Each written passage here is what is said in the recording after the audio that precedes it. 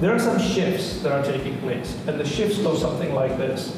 The first shift is, and a line that I have used for many years, is the future does not fit in the containers of the past.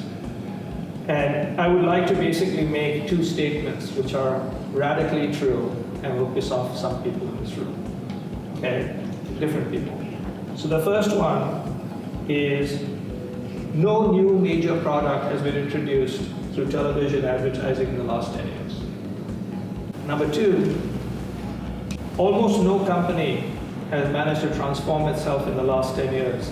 And almost every new company, with the exception of a few, has actually basically come and has been born in the last 10 years. So if you look at some of the high valuation companies, they've been born in the last 10 to 15 years, including in China, where it's Alibaba, Tencent, Baidu. Okay? If you look around the world, whether it's WeWork or whatever it is, everything is sort of new. The companies that have made it from that era to this era have been Amazon, which basically has a very famous slogan that today is day one, we have to rethink everything, and Microsoft. And what happens is, if you look at these two things, why did these companies that succeeded? Why are other companies having a problem? Two things are wrong with us, and they're very fixable. The first is we're organized all wrong. We're organized for a different age.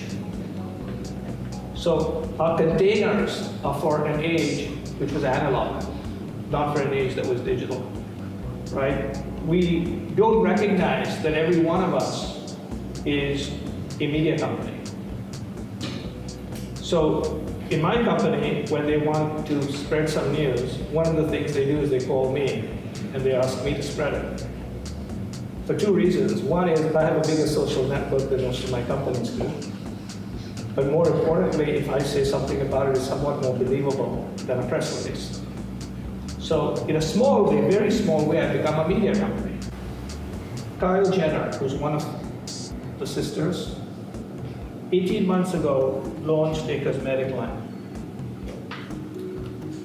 That cosmetic line was launched by herself using her Instagram feed, Facebook, Snap, a few other things.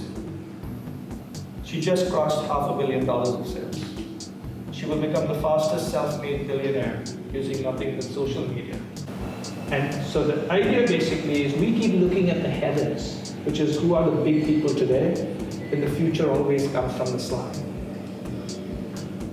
Okay? And what I learned a long time ago is to be an outsider and to be the underdog is to be the victor.